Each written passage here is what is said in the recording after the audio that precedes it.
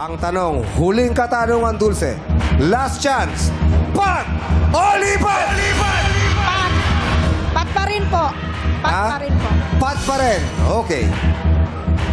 Pat pa rin ang pinili ni Dulce, kaya magtatanungan na tayo. Good luck sa'yo, Dulce. Harap ka lang sa akin. Again,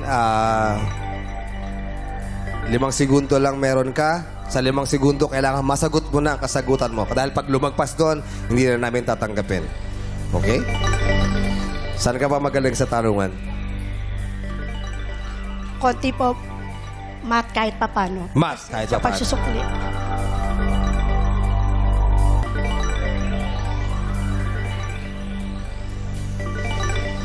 Kinalulungkot ko na hindi tungkol sa mat ang katanungan. Pero sana ay masagot mo. Sana po. Ipinagpalit mo sa 30,000 pesos. Pag tama ang sagot mo, ay uuwi mo ang 250,000 pesos. Good luck, Dulce.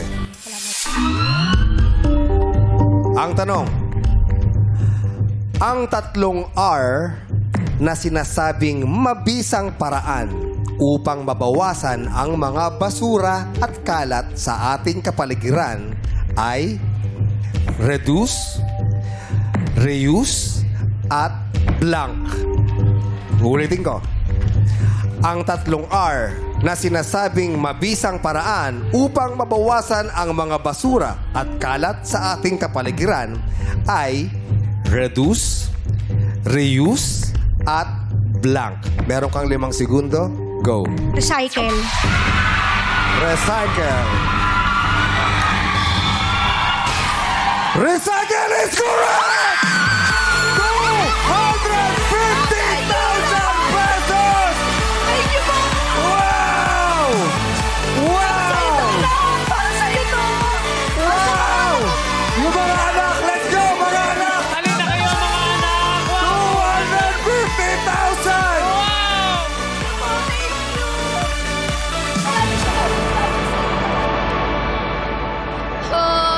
Nilaban talaga ni Mami. Alam mo, Sir Jong, tama ka talaga. Ako ang nagwagi. Yun Yes. ang awit talaga. Oh.